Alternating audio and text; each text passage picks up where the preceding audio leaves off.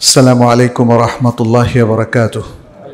আলহামদুলিল্লাহ ওয়াসসালাতু ওয়াসসালামু আলা রাসূলিল্লাহ ওয়া আলা আলিহি ওয়া আসহাবিহি ওয়া ওয়ালা। প্রশ্নকর্তা বলেছেন, আমরা আবাসিক এলাকায় বাস করি। এখানে আমার বাবার একটি চারতলা আবাসিক ভবন আছে। আমরাও এলাকার অনেক বাড়িওয়ালা আবাসিক ভবনের বিভিন্ন তলায় আজ অনেক বছর যাবৎ বাণিজ্যিক প্রতিষ্ঠান ভাড়া দিচ্ছি, যেমন কোচিং সেন্টার, কাপড়ের দোকান, কর্পোরেট অফিস, খাবার দোকান ইত্যাদি। কারণ এতে আমরা কিছুটা বেশি ভাড়া পাই। যতটুকু জানি, সরকারি আইনে আবাসিক এলাকায় বাণিজ্যিক প্রতিষ্ঠান ভাড়া দেওয়া নিষেধ। তাছাড়া এলাকার প্রতিবেশীদের অভিযোগ, বাণিজ্যিক প্রতিষ্ঠান ভাড়া দিলে তাদের সমস্যা হয়। সরকারের আইন অমান্য করে এবং প্রতিবেশীকে কষ্ট দিয়ে এভাবে বাণিজ্যিক প্রতিষ্ঠান ভাড়া দিলে কি ভাড়ার টাকা সম্পূর্ণ হারাম হবে, নাকি আইন অমান্য এবং প্রতিবেশীকে কষ্ট দেওয়ার জন্য গুনাহ হবে? জাযাকাল্লাহু খায়রান ওয়া বারাকাল্লাহু ফিক। প্রশ্ন করতে জানতে চাচ্ছেন, গুনাহতে কোনো সমস্যা নেই। এখন ইনকামটা সম্পূর্ণ হারাম না হলেই হলো, কিন্তু কোনো ইনকাম এর মধ্যে যদি গুনাহ হয় তাহলে তো সেটা পলিউটেড হয়ে গেল না। আমরা যদি এটা হয় যে আইন অমান্য করছেন আবার প্রতিবেশীরও কষ্ট হচ্ছে, তাহলে অবশ্যই আপনার ইনকামের মধ্যে হারাম মিশ্রিত আছে। আপনার তো একটা ইনকাম আপনি আবাসিক দিলে পেতেন, অতএব সেটা আপনার জন্য হালাল। কিন্তু যখন আপনি এমন কাউকে দিবেন যেটা আইন লঙ্ঘন, আবার মানুষের কষ্ট হয়, মানুষের কষ্ট দেওয়া হারাম। কাউকে কষ্ট দিয়ে যদি আপনি ইনকাম করেন, তাহলে সেই ইনকামটা পুরোপুরি হালাল নয়। সফরে জমার সাথে আসর জমা করা যাবে কিনা, এটা অনেকেই বলেছেন যাবে, যেহেতু জমা এটা জোহরের বিপরীতে পড়া হয় বা জোহরের পরিবর্তে। ফলে জুমার পরপর যদি কেউ আসর জমা করতে চান, ইখতিলাফি মাসআলা, তবে এটা আমি দেখলাম যে মুহাক্কিক উলামা কেরামের মধ্যে অনেকেই জায়েজ বলেছেন। আমি সৌদি আরবের কোনো বিশ্ববিদ্যালয়ে শিক্ষকতা করতে চাই জেনারেল লাইনে, এক্ষেত্রে ইউরোপ আমেরিকায় পিএইচডি করতে যাওয়ার ব্যাপারে কিছু বলুন। সৌদি আরবে যেতে চান, তার মানে আমেরিকান অথবা ইউরোপিয়ান একটা পিএইচডি হলে সুবিধা হয়, সেই হিসাবে আপনি আমেরিকা বা ইউরোপে পড়তে যেতে চান। আমেরিকা ইউরোপে পড়তে যাওয়া বা সফর করতে যাওয়া বেশ কিছু শর্ত সাপেক্ষে। প্রথম হচ্ছে, আপনার দিন বিসর্জন দিয়ে এই সমস্ত অমুসলিম দেশে যাওয়া যাবে না। আপনি বললেন যে ঠিক আছে 5 বছর নয় নামাজ না পড়লাম অথবা অন্য লাইফ মেনটেন করলাম, এটা 1 বছর না, 1 দিনের জন্য এটা জায়েজ হবে না। দিন পরিপালনের স্বাধীনতা এবং পরিপালন করবেন, এটা একটা থাকতে হবে এক। দ্বিতীয়ত হচ্ছে, কোনো অশ্লীল কাজে কর্মে লিপ্ত হওয়া যাবে না। ওই দেশটা হলো নাইট ক্লাবের দেশ, আরও অন্যান্য নানা খারাপ ক্লাব আছে, তো সেখানে নিজেকে রক্ষা করা যাবে কি না। কারণ অনেক বাঙালি, আমরা যতটুকু জানি, অনেক কিছু হারিয়েছে। কেউ হারিয়েছে আখলাক, কেউ হারিয়েছে শালীনতা, ফলে অশ্লীল লাইফে চলে গেছে। কেউ হারিয়েছে ঈমান, আকীদা এবং বিশ্বাস। অনেক স্টুডেন্টদের কথা জানি যারা ওখানে যাওয়ার পরে পুরো নাস্তিক হয়ে গেছে, কারণ ইউরোপ আমেরিকার অধিকাংশ টিচাররা কিন্তু বেসিকলি নাস্তিক, এথিস্ট। তো এতটা ঝুঁকির মধ্যে যাবেন কিনা সেটা আপনি ভেবে দেখবেন, শর্তগুলো রক্ষা করা যাবে কিনা। তবে এটাও সত্য, সেখানে যাওয়ার পরে অনেকে দেখা যাচ্ছে যে হয়তো ভালো কোনো স্কলারের সান্নিধ্য পেয়েছেন, ইসলামিক সেন্টারে আসা যাওয়া করছেন, ফলে সে আগে হয়তো কিছু বিদআতি আকীদার ছিল, এখন শুদ্ধ আকীদারও হয়েছেন। এরকম কিছু এক্সেপশনও দেখা যায়। আসলে ওখানে যাওয়ার পরে আমি কোন কমিউনিটিতে মিশছি, আমি কি কোনো ইসলামিক সেন্টারের সাথে কানেক্টেড কিনা, এবং আমি খুব সিনসিয়ারলি নিজেকে সেখানকার বিষবাষ্প থেকে, অশ্লীল পরিবেশ থেকে নিজেকে প্রোটেক্ট করতে পারছি কিনা, এবং দিনের মধ্যে থাকার মতো সুযোগ আমার আছে কিনা, এসব কিছুর উপর নির্ভর করে। একটা মৌলিক নীতিমালা হচ্ছে, কোনো ব্যক্তি কোনো জনপদে গিয়ে যদি ঈমান হারায় অথবা আখলাক হারায় অথবা ইবাদত তাকে বর্জন করতে হয়, তাহলে তার জন্য ওই জনপদে থাকা যাওয়া সেটা যে উদ্দেশ্যে হোক না কেন হারাম। এইভাবে আমাদেরকে বিষয়টা ভাবতে হবে। আমার স্ত্রী 1.5 মাসের গর্ভবতী, দোয়া করবেন। এই অবস্থা থেকে নেককার সন্তান লাভের বিশেষ কোনো আমল আছে কিনা? আল্লাহ যেন আপনার স্ত্রীকে সুস্থ রাখেন এবং নেক সন্তান দান করেন, দোয়া করছি। আর নেক সন্তানের জন্য তো সুন্দর সুন্দর দোয়া আছে, নবীরাই করেছেন। জাকারিয়া আলাইহিস সালাম করেছেন, ইব্রাহিম আলাইহিস সালাম করেছেন। কোরআনে সে দোয়াগুলো পড়বেন। যেমন, হে আল্লাহ, তুমি আমাদের সন্তান এবং স্ত্রীদের মধ্যে এমন করে দাও যেন তারা আমাদের জন্য নয়ন জোড়ানো হয়। হ্যাঁ, এভাবে দোয়া করা যেতে পারে। বাংলায় করতে পারেন, আয়াতের অর্থ দিয়ে করতে পারেন, সরাসরি করতে পারেন। আমি কলেজে পড়ি, কলেজ থেকে দিন পালন করা কঠিন হয়ে পড়েছে। এখন আমার করণীয় কি? জেনারেল লাইন থেকে কিভাবে দিন পালন করতে পারি? কলেজে কেন কঠিন হয়ে পড়েছে? যদি কঠিন হয়ে পড়ে, তাহলে যেখানে সহজ হয় সেখানে যেতে হবে। সহজ। এখন এখানে তো পরিপূর্ণ ব্যাখ্যা বিশ্লেষণ করা কঠিন। অনেক জেনারেল স্টুডেন্ট, অনেক মাদ্রাসা স্টুডেন্ট থেকে ভালো দিনদারিতে আছে না? আচ্ছা, অনেক জেনারেল স্টুডেন্ট অনেক সহি এলেম রাখে, অনেক মাদ্রাসার ছাত্র অনেক বেদাতি এলেম রাখে। এটা তো বাস্তবতা, বাংলাদেশেও অন্য দেশেও। ফলে বিষয়টা মানে তুলনামূলক। তবে জেনারেল একটা এডুকেশন সিস্টেমে যেটা হয়, কো এডুকেশন থাকে, ছেলে মেয়েদের অবৈধ রিলেশন, কানেকশন ইত্যাদি এগুলো তো বেড়ে যাচ্ছে হু হু করে, মাদ্রাসার চাইতেও বেশি। এই কারণে যদি কেউ মনে করে যে সে আসলে দিন ধর্ম থেকে সরে যাচ্ছে, আখলাক থেকে সরে যাচ্ছে, আকীদা থেকে সরে যাচ্ছে, ইমিডিয়েটলি সে ওই জায়গা থেকে ফিরে আসবে। এটা ওই বিদেশের ক্ষেত্রে যা, দেশের ক্ষেত্রেও সে একই বিধান। তার ঈমান রক্ষা করা, দিন রক্ষা করা হচ্ছে তার 1 নম্বর প্রায়োরিটি। দিনের জন্য সে সবকিছু বিসর্জন দিতে পারবে, বরং দেওয়াটা উচিত। এই জন্যই তো আমরা দেখি যে আল্লাহর পথে যারা জিহাদে যান, তারা জান বাঁচিয়ে কাজ করেন না। কারণ জান বাঁচিয়ে কাজ করলে তাহলে দেখা যাবে হয় দিন বাঁচাবেন না জান বাঁচাবেন। কোনটা বাঁচাবেন আগে? দিন বাঁচাবেন আগে। বর্তমান পরিস্থিতিতে আমরা কোন দলের পক্ষ অবলম্বন করতে পারি? ইসলামে যে কোনো একটা দল করার কিছু নীতিমালা আছে। হ্যাঁ, দল এর জন্য প্রধান নীতিমালা হচ্ছে, মানে সেই দলকে অতিরিক্ত ভালোবাসা যাবে না। যে দল করে সে আমার বন্ধু, যে দল করে না সে আমার শত্রু। এই জায়গাটাতে আমাদের প্রায় সবার সমস্যা। ইসলামের যেটা আসলে বিধান, সেটা হচ্ছে মুসলমানরা এক জামাত হবে এবং তাদের সঙ্গবদ্ধ হওয়ার মূলনীতি হবে দিনদারি এবং কোরআন সুন্নাহর তামাসসুক, কোরআন সুন্নাহকে আঁকড়ে ধরা।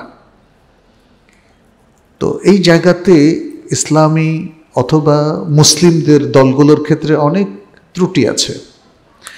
তো এটা দেখতে হবে আর কি। আপনি যে দল করতে চান সেই দল সঙ্গবদ্ধ হওয়ার ইসলামী বিধিমালা মেনে চলছে কিনা। এটাও মনে রাখতে হবে, ইসলামে বিচ্ছিন্নভাবে থাকাটাকে উদ্বুদ্ধ করা হয় নাই, ইসলামে সঙ্গবদ্ধ থাকাটাকে উদ্বুদ্ধ করা হয়েছে।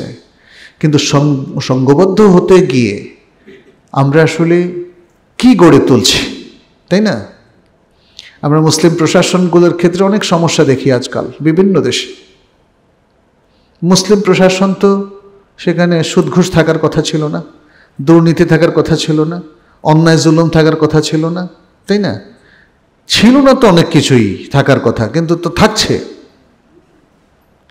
তো সুতরাং যেমন ধরেন বাজারে ইলিশ মাছ পাওয়া যায়। এখন ইলিশ মাছে যদি ফরমালিন দেয়, আমাদেরকে বললো এই ফরমালিন ওলা ইলিশ মাছ আছে, নেন, কেউ নেবেন, ফরমালিন আছে, অনেক বেশি ভালো করে ফরমালিন দিয়েছে, নেবেন? আপনি নেবেন না। তার মানে আপনি নেবেন ফরমালিনযুক্ত ইলিশ যদি জানা না থাকে, না জেনে নেবেন, আর জানা থাকলে নেবেন না। অথবা আপনি অন্ততপক্ষে এতটুকু করবেন যে যে কোনো মাছ কিনতে গিয়ে একটু কানটা ভালো করে দেখবেন, মাছটা টিপে দেখবেন, অথবা চেক করে দেখবেন এটা নেওয়ার মতো কিনা। নেওয়ার মতো হলে নেবেন, নইলে নেবেন না। অতএব যে কোনো সংঘবদ্ধ প্রতিষ্ঠান যারা ইসলামের সেবা দিচ্ছে তাদেরকেও দেখতে হবে তারা ইসলামের এই নিয়ম নীতিগুলো মেনটেন করছে কিনা। যদি করে থাকে তখন তাদের সাথে কাজ করতে অসুবিধা নেই। তবে ইসলাম দলাদলিকে নিষেধ করে, এটা মনে রাখতে হবে। এটাকে বলা হয় তাহাজ্জুব। তাহাজ্জুব। ইসলাম তানযীম তথা সংঘবদ্ধ প্রচেষ্টাকে প্রশংসা করে, আর দলাদলির ভিত্তিতে হানাহানি, বিদ্বেষ, লাগালাগিকে ইসলাম সমর্থনও দেয় না এবং নিষেধ করে। জালিমদের যারা সমর্থন দেয় তারাও কি জালিমে পরিণত হবে? হ্যাঁ, অবশ্যই।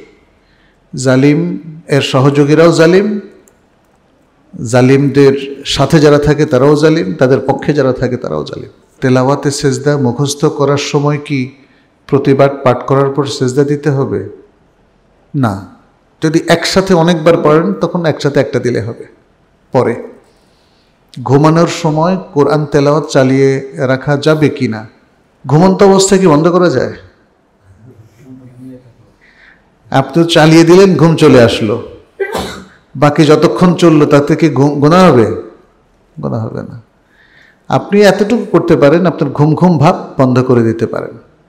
কারণ আসলে কোরআন তেলাওয়াতটা শোনা উচিত, এখন কেউ তো শুনছে না। তবে এমনটা হতে পারে, যেমন আপনি চাচ্ছেন আপনার বাসায় একটু মোটামুটি ভলিউমে সূরা বাকারাটা চালিয়ে দিলেন।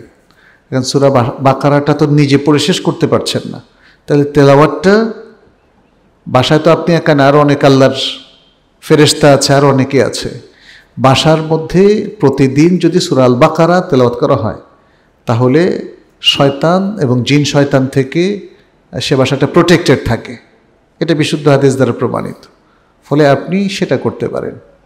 আর যদি আপনি কোরআন তেলাওয়াত চালিয়ে দিয়ে ঘুমিয়ে পড়েন, এটা চলতে থাকে, এতে শরীয়তের কোনো নিষিদ্ধতা নাই। নারীদের জন্য বিভিন্ন দৈনন্দিন বিধান জানার জন্য বাংলায় শ্রেষ্ঠ একটি বইয়ের নাম জানাবেন। বাংলা ঠিক এরকম বই এখন হয়তো পাওয়া যায়, তবে নারীদের জন্য এখন বিভিন্ন ওয়েবসাইটে খুব সুন্দর আলোচনা আছে, যেমন islamq.info আছে, তারপরে islamhouse.com। কিন্তু বাংলায় একদম সকল বিধান সম্বলিত আছে কিনা আমার জানা নাই। দৈনন্দিন জীবনে ইসলামিক ফাউন্ডেশনের একটা বই আছে, কিন্তু এগুলো রিভিউ করতে হবে। কারণ বুঝতেই পেরেছেন যে ইসলামিক ফাউন্ডেশনে গত 15 বছরে প্রচুর বেদাতি কর্মকাণ্ড ছিল। ফলে সেই সমস্ত বই, সেই সমস্ত সময় যে বইগুলো ছাপানো হয়েছে সেগুলোর কি অবস্থা দেখতে হবে। এমনকি যে কোনো বই সম্পর্কে আসলে বলতে গেলে ওটাকে দেখেই বলতে হবে। বেশ কিছু বই আছে হয়তো ভালো কোনো প্রকাশনা থেকেও ছাপানো হয়েছে, বাট এখনও স্টিল ভুল আছে, হাদিসের তর্জমায় ভুল আছে। হ্যাঁ, আমাদের বাংলাদেশে শিক্ষায় আসলে আমরা বেশি আগ্রহী না, কেউ কষ্ট করতে চায় না। আমি অনেক, যেমন ইমাম বুখারীর যে সহিহ বুখারীর তর্জমা দেখলাম, অনেক প্রাচীন তর্জমাও আছে, ইসলামিক ফাউন্ডেশনের আছে, আধুনিক প্রকাশনী আছে, তাওহীদ পাবলিকেশনস আছে, এবং আরও কয়েকটা পাবলিকেশনসও আছে। তো আমার হাতে, আমি আর বলবো না কোনটা কোনটা পড়েছি, আমার হাতে যতগুলো পড়েছে আমি প্রত্যেকটাতে ভুল পেয়েছি তর্জমায়, ব্যাপক ভুল, ব্যাপক ভুল। মানে এই ভুলগুলো সংশোধন কেন করছেন না কর্তৃপক্ষ তর্জমায়? এবং অনেক জায়গায় এত ভুল তর্জমা, মানে ভুল তর্জমার অর্থ কি জানেন? বলবে যে রাসূল সাল্লাল্লাহু আলাইহি ওয়াসাল্লামের হাদিসে তো এই কথা বলছে। তো ভুল তর্জমা কি রাসূল সাল্লাল্লাহু আলাইহি ওয়াসাল্লামের কাউল হিসাবে চালানো যাবে? এটা ডেঞ্জারাস একটা বিষয়।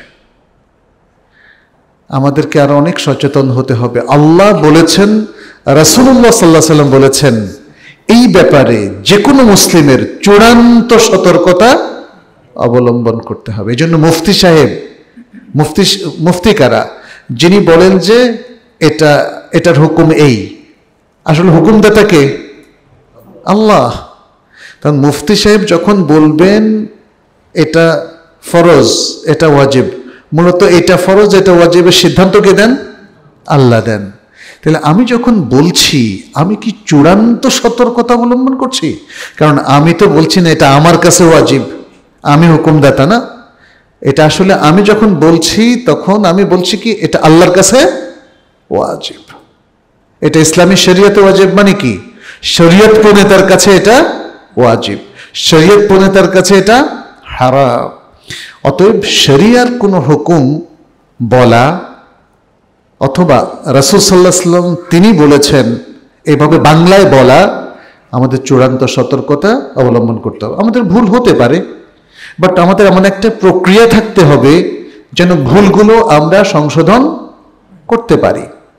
এটা যে কেউ পারেন, একটু আদবের সাথে হয়তো আমাদের সেটা করতে হবে। কিন্তু যদি কোনো ভুল কোনো স্কলারের কাছ থেকে হোক, তার বইয়ে হোক বা অনুবাদের মধ্যে হোক, ভুল যদি ধরা পড়ে সেটা সংশোধন করতেই হবে এবং এটা চলমান থাকা উচিত। বিশেষ করে বইয়ের ক্ষেত্রে যখন বইয়ের সেকেন্ড ইমপ্রেশনটা বের হবে, সংস্করণ অথবা সেকেন্ড ছাপানো, প্রতিবারে আসলে এগুলোকে একটু রিভাইজ করা উচিত, তাহলে হয়তো ভুলটা সংশোধন হবে।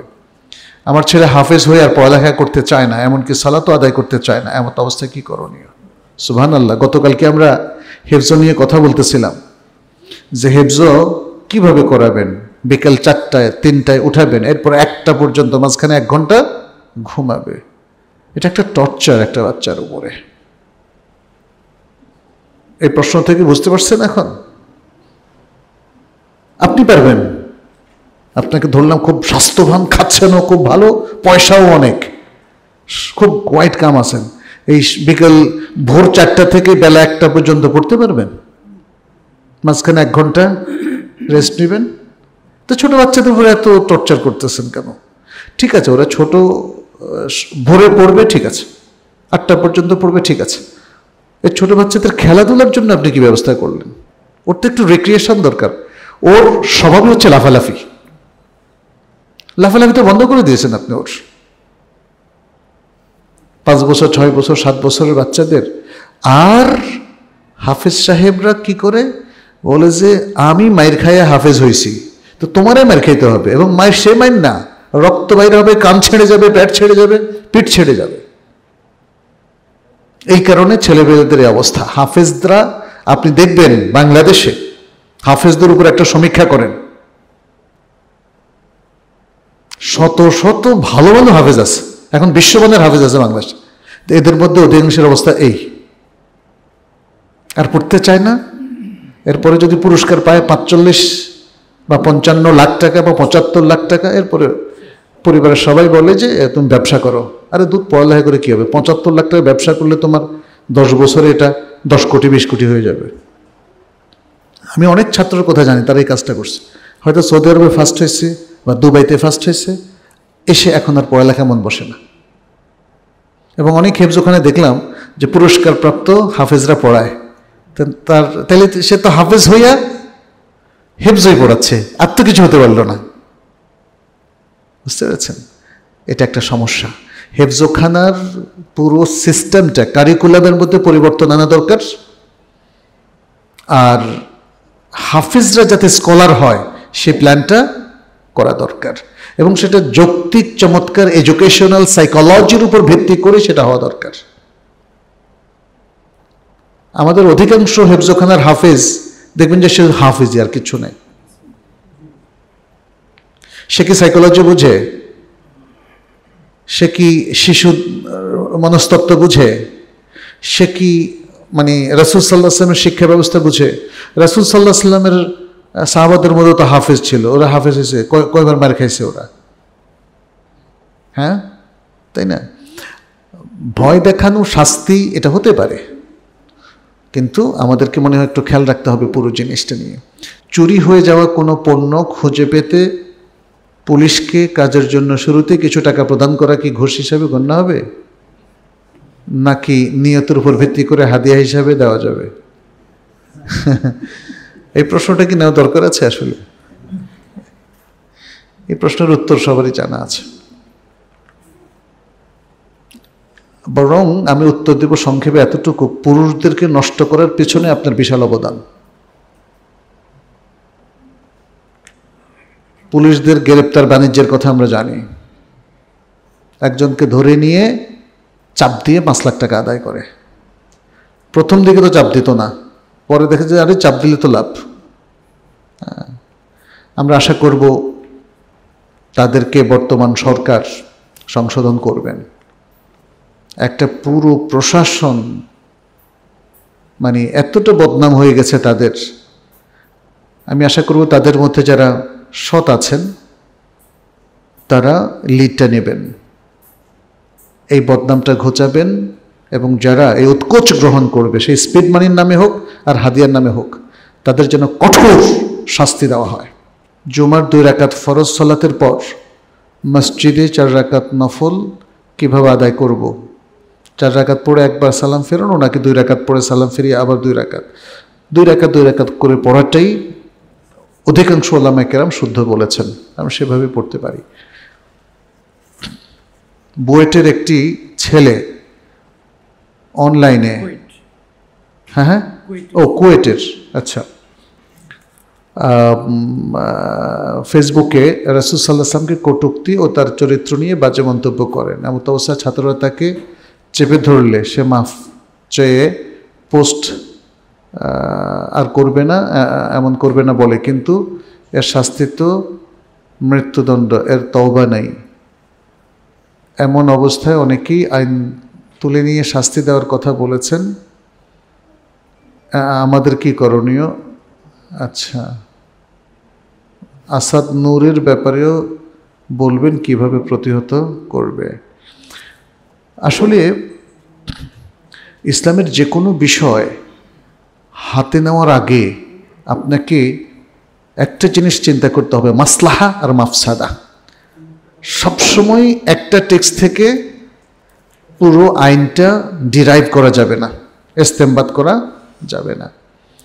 আপনি যেমন ধরেন আপনার ভাতিজা দুষ্টামি করছে, ওর একটা চটকানি দিলেন, তো আমার ভাতিজা দিলাম, কিন্তু যদি আপনার ভাই এটাকে মাইন্ড করে এবং এরপরে আপনাকে ঠেলে ছাদ থেকে ফেলে দেওয়ার মতো অবস্থা, মানুষের তো এক এক রকম জেদ, সবসময় কনসিকুয়েন্স হিসাব করবেন। আপনি যে কাজটা এখন করতে চান তার ফলাফলটা কি হবে?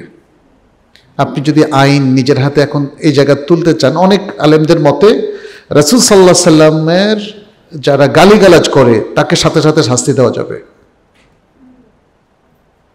কিন্তু আপনি এই এক্সাম্পলটা নিলে আসলে তার কনসিকুয়েন্সটা কি হবে আমাদের সমাজ, এটাও ভাবতে হবে।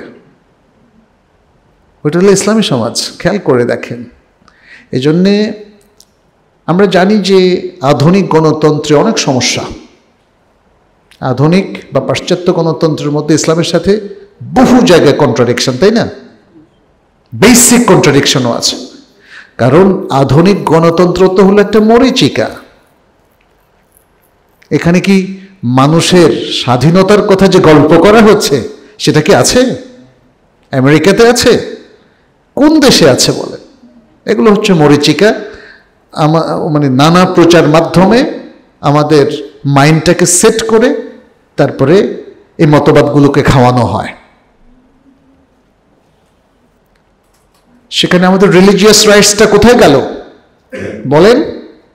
ব্রিটেন, ফ্রান্স, আমেরিকা, কানাডা, যেখানে মেয়েদের হিজাব করতে বারবার বাধাগ্রস্ত করা হয়। ধর্ম প্রচারের স্বাধীনতা সেখানে কি আছে? তাহলে মানে আরো অনেকগুলো ইস্যুজ আছে। তাহলে এই যে আধুনিক গণতান্ত্রিক ব্যবস্থাপনাটাকে আপনি একদম খোলাফায়ে রাশিদিনের জায়গায় সেট করে দিলেন, এটা তো হবে না। খোলাফায়ে রাশিদিনের আন্ডারে রাষ্ট্রের বিভিন্ন কাজের যে হুকুম সেটাকে আপনি এখানে আসে সেট করে দিলেন, এটা হবে না। আচ্ছা, তাহলে কি হবে?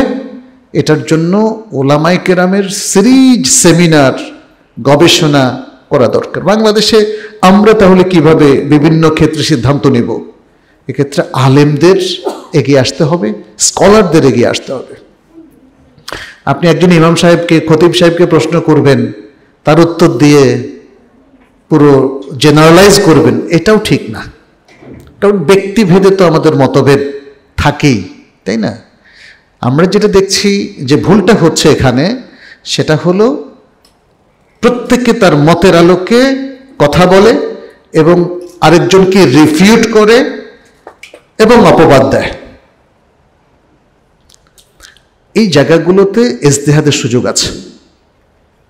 আমাদের করণীয় কি? রাজনৈতিক বিভিন্ন ডিসিশনের ক্ষেত্রে বা সামাজিক বিভিন্ন ইস্যুর ক্ষেত্রে, বিভিন্ন আন্দোলন হচ্ছে না হচ্ছে এগুলোর ক্ষেত্রে, এক্ষেত্রে আলেমদের প্রাজ্ঞবিজ্ঞ লোকজন বসে একটা রেকমেন্ডেশন তৈরি করবে। হয়তো ওটার সাথেও সবাই একমত নাও হতে পারে, না হোক, but it is a strength যে একদল আলেম, 20 জন 50 জন বিখ্যাত আলেম, বিখ্যাত বলতে আমি জ্ঞানের দিক থেকে বিখ্যাত, ওই নামের দিক থেকে না, ভাইরাল হওয়ার দিক থেকে না। তো তাহলে যদি সেটা আসে, তাহলে তার উপর আমরা মানে সেই ধরনের মতটাকে আমরা গ্রহণ করতে পারি। এটা অতীতেও আমরা দেখেছি, যেমন বিজ্ঞ আলেমদের অধিকাংশ, জমহুর যে মতটা পোষণ করেন এবং সেটা যদি দলিলের ভিত্তিতে হয়, তাহলে সেটা শক্তিটা বেড়ে যায়, বেড়ে যায়। আবার দেখা যায় যে কোথাও এমন আলেম রয়েছেন যাদের এলেমের দৌড় বেশি নেই, সংখ্যায় বেশি, তার বিপরীতে আরেকজন অনেক বড় আলেম, তিনি বিপরীত কথা বলেছেন, তারটাও শক্তিশালী হতে পারে। এটা নির্ভর করবে পরবর্তী গবেষকরা যখন দেখবে যে মানে কার কথাটা বেশি দলিল ভিত্তিক। সুতরাং এক্ষেত্রে আমরা বলবো বেসিক প্রিন্সিপাল হচ্ছে যে কোনো মুসলিম সমাজে আইন নিজের হাতে তুলে না নেওয়া, আইন নিজের হাতে তুলে না নেওয়া। রাসূল সাল্লাল্লাহু আলাইহি সাল্লাম শাতিমুর রাসূলের ব্যাপারে যদি কঠোর কোনো বক্তব্য রেখে থাকেন আর আপনি শুধু ততটুকু পড়ে আইনটাকে বাস্তবায়ন করেন, তাহলে কিন্তু সমাজে বিপর্যয় দেখা দিবে। এর কনসিকুয়েন্সটা খুব খারাপ হতে পারে এবং তখন নানামুখী চিন্তা, এক একজন এক এক চিন্তা করে নিজেরা বিভেদের মধ্যে জড়িয়ে যেতে পারে।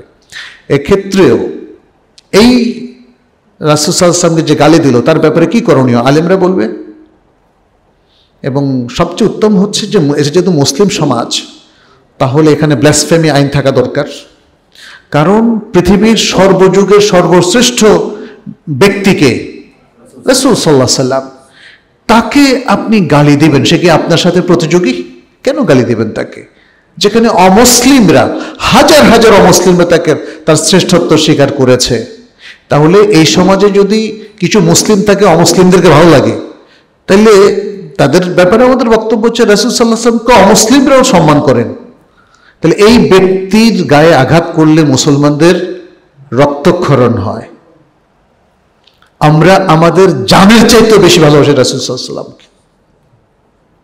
এবং রাসূল সাল্লাল্লাহু আলাইহি ওয়াসাল্লাম ওমর রাদিয়াল্লাহু আনহু সংশোধন করেছিলেন, আমি ছাড়া আর সব কিছুতে আপনাকে ভালোবাসি না, তোমার থেকেও বেশি ভালোবাসতে হবে। সব কিছু থেকে রাসূল সাল্লাল্লাহু আলাইহি ওয়াসাল্লামকে বেশি ভালো না বাসলে প্রকৃত ঈমানদার হওয়া যাবে না। এটা রাসূল সাল্লাল্লাহু আলাইহি ওয়াসাল্লামের হাদিস। অতএব আসলে মুসলিমরা তাকে সবচেয়ে বেশি ভালো, ঈমানদার মুসলিমরা অবশ্যই রাসূল সাল্লাল্লাহু আলাইহি ওয়াসাল্লামকে সবচেয়ে বেশি ভালোবাসে। অতএব তাকে টাচ করা, তাকে অপমান করা গোটা মানব জাতিকে অপমানের চেয়ে আমাদের কাছে বেশি কষ্টদায়ক। এত বড় অপরাধী, তার কঠিন শাস্তি হওয়া উচিত। তবে তার শাস্তি আপনি নিজের হাতে না তুলে নেওয়াটাই আমি শ্রেয় মনে করি। বিভিন্ন মেসেঞ্জার গ্রুপে অনেকে বেনামাজি মুসলিমকে মোরতাদ হিসাবে হত্যা করা ফরজ অথবা অনুরূপ মেসেজ ফরওয়ার্ড করেছে, এক্ষেত্রে করণীয় কি? কেউ যদি অমুসলিম মানে নামাজ বাদ দিয়ে দেয়, তাহলে এটা রাষ্ট্রের দায়িত্ব এসে যায়, এটা ব্যক্তির দায়িত্বের মধ্যে থাকবে না। হিন্দুদেরকে জাহান্নামী বলা কি মুসলিমদের শোভা পায়? যারা তাকে, আসলে এটা হলো একটা আক্রমণাত্মক প্রসেস। অমুসলিমদেরকে আপনি মাল্লু ভাল্লু বা এই সমস্ত আজে বাজে কথা বললেন, এটা অ্যালাউড না। কাউকে আক্রমণাত্মকভাবে, কারণ অমুসলিমরা তো আমাদের দাওয়াতি টার্গেটের মানুষ, তাই না? আমরা চাই তারা মুসলিম হোক। রাসূল সাল্লাল্লাহু আলাইহি সাল্লাম তায়েফে মাল্যভাল্য কিছুই বলেন নাই, অথচ তায়েফবাসীরা তাকে রক্তাক্ত করেছিল, এবং তারা ছিল মুশরিক, পৌত্তলিক, হিন্দুদের মতোই তারা ছিল পৌত্তলিক। আমরা সবার জন্য দোয়া করি আল্লাহ যেন তাদেরকে হেদায়েত করে। আপনার এই অ্যাপ্রোচটা তার মনটাকে সফট করতে পারে। সব হিন্দু তো খারাপ না, সব খ্রিস্টান খারাপ না। আচ্ছা, তাইলে খারাপ হতে পারে অনেকে আমাদের অজানা অবস্থায়, কিন্তু আপনার সাথে যারা মুসলিমদের সাথে যারা যুদ্ধমান, শুধু যুদ্ধের নিয়ম তাদের উপর বর্তাবে। আর মুসলিম রাষ্ট্রে যে সমস্ত অমুসলিমরা থাকে, বেসিক প্রিন্সিপাল হচ্ছে তারা এদেশের নাগরিক। অতএব জননিরাপত্তা যেটা আপনি পাবেন সেটা সেও, নিজের চরিত্র কিভাবে রক্ষা করা যায়। বিশ্ববিদ্যালয়ের পরিবেশ ভালো না, এখন পরিবারে বিবাহের কথাও বলতে পারছি না। রোজা রাখবেন, এটা আল্লাহ রাসূল সাল্লাল্লাহু আলাইহি ওয়াসাল্লাম বলে দিয়েছে। বাচ্চা হওয়ার পর তাহানিক কতদিনের মধ্যে করতে হয়? যত দ্রুত করা যায়, বাচ্চা হওয়ার পরে যত দ্রুত, হ্যাঁ, সাথে সাথেও করা যায়, একদিন পরেও করা যায়, দুদিন পরেও, সমস্যা নেই। ছেলে মেয়ে সালাত আদায় না করলে কতটুকু বয়স পর্যন্ত বাবা মা তার ভরণ পোষণে দায়িত্বরত? বালেগ হওয়া পর্যন্ত, ছেলে মেয়ে বালেগ হওয়া পর্যন্ত, মেয়েদের বিবাহ হওয়া পর্যন্ত। একাকী আউয়াল ওয়াক্তে ফরজ সালাত করার বিধান কি? যেহেতু নিকটে এমন কোনো মসজিদ নেই যেখানে আউয়াল ওয়াক্তে সালাত আদায় করা হয়। যদি আমরা সাধারণত অন্যান্য সালাতগুলো, যেমন এশার সালাত, মাগরিবের সালাত মসজিদে পড়ি, কিন্তু আসরের সালাতটা যেহেতু তারা দেরিতে পড়ে, যেন আউয়াল ওয়াক্তে পড়ি, তাহলে এটা উচিত হবে না, মসজিদে পড়তে হবে। পুরুষদের উপর ওয়াজিব হচ্ছে সব সালাত মসজিদে পড়া। আসরের সালাত এদেশে হানাফি মাযহাবের ফতোয়া অনুযায়ী তারা দেরি করে পড়ে, কিন্তু ওয়াক্ত যাওয়ার পরে না, ওয়াক্তের মধ্যেই পড়ে। রাসূল সাল্লাল্লাহু আলাইহি সাল্লাম থেকে যেটা একদম সাব্যস্ত সেটা হচ্ছে তিনি আসলে এক মেসেলের পরে সালাত পড়তেন। এক মেসেলের পরে আসর আজান হতো, হয়তো 15-20 মিনিট এরকম টাইম, এর মধ্যে তিনি আসর সালাত পড়তেন, এবং আসরের পরে তিনি মদিনার আরেক প্রান্তে গিয়ে চলে আসার মতো, মানে দেখা যেত যে মদিনার আরেক প্রান্তে গিয়ে আবার আসলেও তখনও সূর্যের আলো হলুদ হয় নাই। এগুলো হাদিসের মধ্যে স্পষ্ট করে বলে দেওয়া আছে, যে কারণে আমরা দেখি যে ইমাম আবু হানিফা রাহিমাহুল্লাহ ছাড়া বাকি 3 ইমাম, ইমাম মালিক, শাফিঈ এবং ইমাম আহমদ ইবনে হাম্বল, এবং ইমাম আবু হানিফা রাহিমাহুল্লাহর প্রিয় 2 ছাত্র ইমাম আবু ইউসুফ, ইমাম মুহাম্মদ, এরা সবাই বলেছে আসরের আউয়াল ওয়াক্ত হবে এক মেসেলের পরে। এখন যেমন প্রায় 3:30, 3:28 এই টাইমে ওয়াক্ত হয়। আর ইমাম আবু হানিফা রাহিমাহুল্লাহর নিয়ম অনুযায়ী 2 মেসেলের পরপর ওয়াক্ত হয়, সেটা প্রায় 1 ঘন্টা পরে। তো 1 ঘন্টা পরেও ওয়াক্ত থাকে।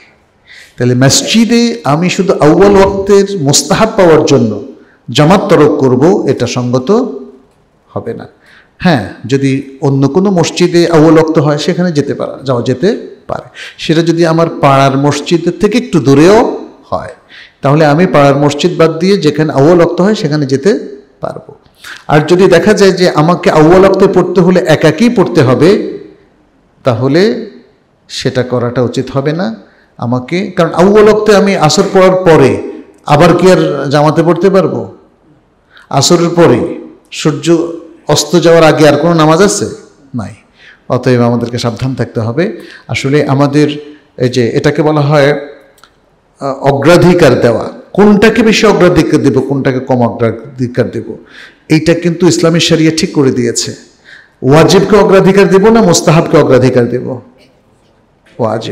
ওয়াজিব হচ্ছে জামাতের সাথে সালাত পড়া পুরুষদের জন্য, আর মুস্তাহাব হচ্ছে এই সালাতটা আউয়াল ওয়াক্তে পড়া।